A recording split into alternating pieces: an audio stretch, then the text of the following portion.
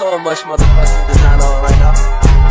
Break it down, bring it back, make it clap. I got 3 old thoughts, new block, wear that thing. Niggas on the line, and you know I wouldn't not 45, so the cash like whoa. Bismillahirrahmanirrahim. Assalamualaikum warahmatullahi wabarakatuh. Pertama-tama marilah kita panjatkan puji syukur kehadirat Allah Subhanahu wa taala yang telah memberikan kita kesehatan sehingga kita bisa berkumpul pada hari ini. Dan tak lupa pula kita kirimkan salawat serta salam kepada junjungan Nabi kita Nabi Muhammad sallallahu alaihi wasallam. Allahumma shalli ala sayyidina Muhammad wa ala ali Muhammad.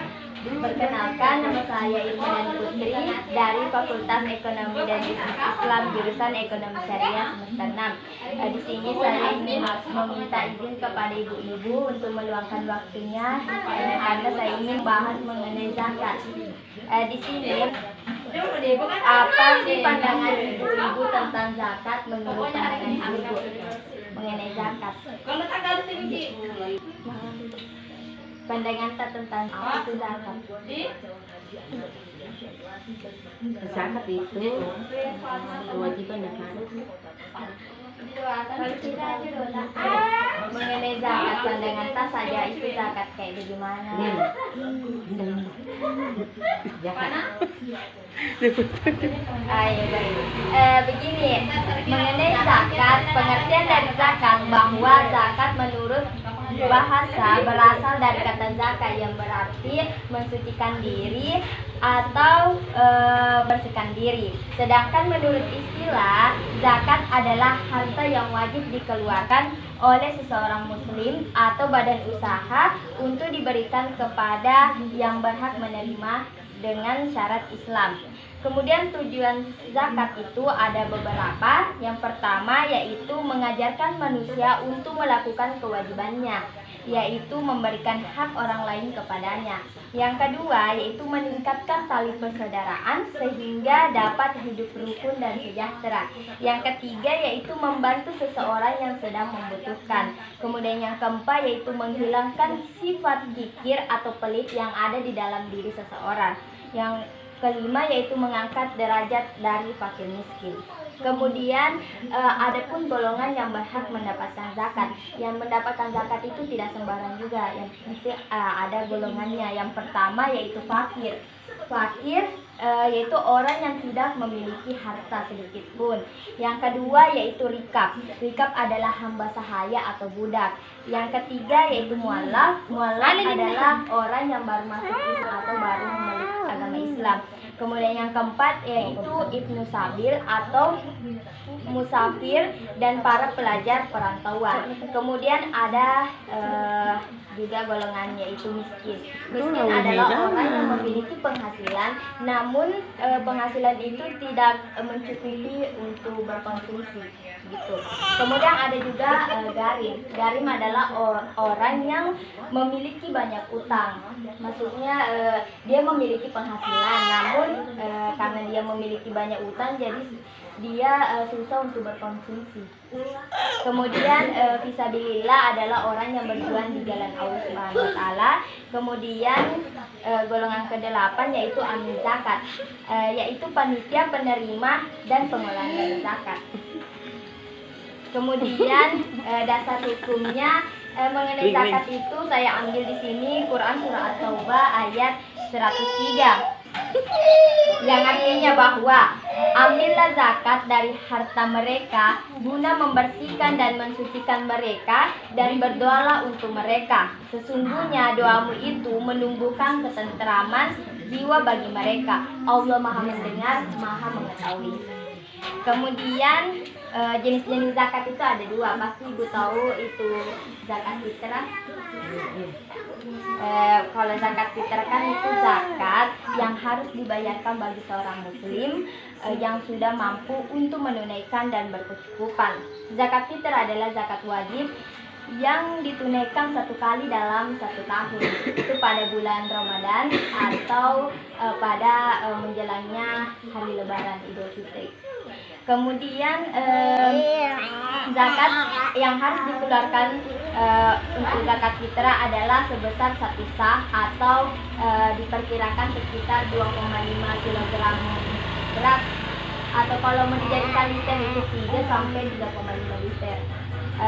Zakat fitrah juga bisa berbentuk uang, tergantung dari 1 sa atau 3,5 liter berarti itu baru dijadikan uang. Dan untuk membayar zakat itu melalui panitia kayak Amil Zakat, misalnya Basnas, Badan Amil Zakat Nasional, atau LAS, Lembaga Amil Zakat. Yang kedua zakat mal. Pasti tahu zakat mal itu zakat harta. Kalau zakat mal itu adalah zakat harta apabila harta tersebut memenuhi syarat-syarat tertentu seperti dapat dimiliki, disimpan atau dikuasai dan dapat diambil manfaatnya sesuai dengan harta tersebut. Contoh harta ini misalnya rumah, mobil, tanah, hewan ternak, emas dan perak. Kemudian jenis zakat mal itu yang pertama ada emas, perak, logam. Kemudian yang kedua uang dan surat berharga. Yang ketiga pertanian, perkebunan dan kehutanan. Yang keempat yaitu pertambangan. Yang kelima perindustrian, pendapatan dan jasa. Kemudian rikas atau harta temuan. Kemudian adanya zakat mal ini timbul beberapa zakat karena adanya zakat harta. Itunya ada zakat penghasilan atau dikatakan zakat profesi. Cara menghitung zakat mal untuk membayar zakat mal ini dihitungnya berbeda dengan zakat fitrah. Karena seseorang diwajibkan membayar zakat mal apabila pendapatan atau penghasilannya sudah mencapai nisab. Nisab zakat adalah batasan kekayaan untuk seseorang harus membayar zakat mal atau tidak. Kayak ketentuannya apakah ini orang sudah cukup untuk membayar zakat mal atau tidak. Mengenai zakat penghasilan, misalnya ini zakat penghasilan, kalau nisabnya kan 85 gram emas. Jadi kalau mau diperkirakan 1 gram itu berapa sih mas 1 gram? Kita 900. Nah, kalau 900 dikali ini 85 gram kali 900 jadi sekitar 76 juta. Kalau 76 juta mi penghasilan dalam 1 tahun harus mesti lakukan ini zakat penghasilan 85 gram. Ya, ketentuannya. Kalau berapa? Kalau 1 gram kan 900 deh. Emas berapa kan sekarang? Iya, ada yang 1 juta. Iya, sekitar itu. Jadi kalau dikali sekitar 76 juta lah. Kalau 76 juta nih penghasilan dalam 1 tahun harus mesti lakukan zakat penghasilan. Berapa itu? Kali ini ketentuannya penghasilan tak dikali 2,5%. Iya, 2,5% anunya kadarnya ya.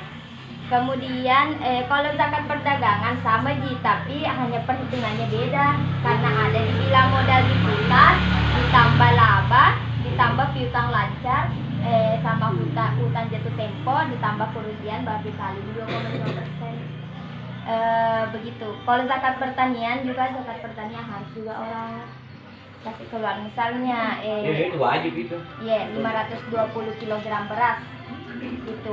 Tapi tergantung kalau misalnya hujan toh jadi 10% anunya kadarnya, tapi kalau kayak kering cuaca jadi 5%. Yang penting 2% dengan nanti. Iya, 2,5%. Ada uang di bawah sama 200 juta. Jadi kita kurangi itu 2%.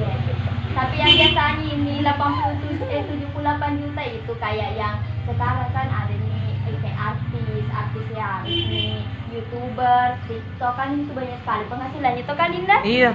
Gitu. Kemudian adapun hikmah mengenai berzakat orang, yang pertama itu dosa akan terampuni.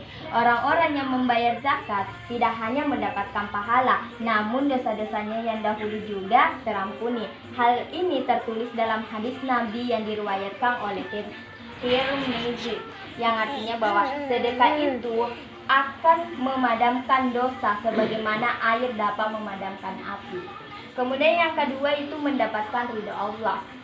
Orang yang menunaikan zakat akan mendapatkan pahala dan juga ridho Allah Subhanahu wa taala. Hal ini dijelaskan dalam Al-Qur'an surah Ar-Rum ayat 39 yang artinya, dan sesuatu riba atau tambahan yang kamu berikan agar harta manusia bertambah, maka tidak bertambahlah dalam pandangan Allah. Dan apa yang kamu berikan berupa zakat yang kamu maksud untuk memperoleh keridhaan Allah, maka itulah orang-orang yang melipat gandakan pahalanya.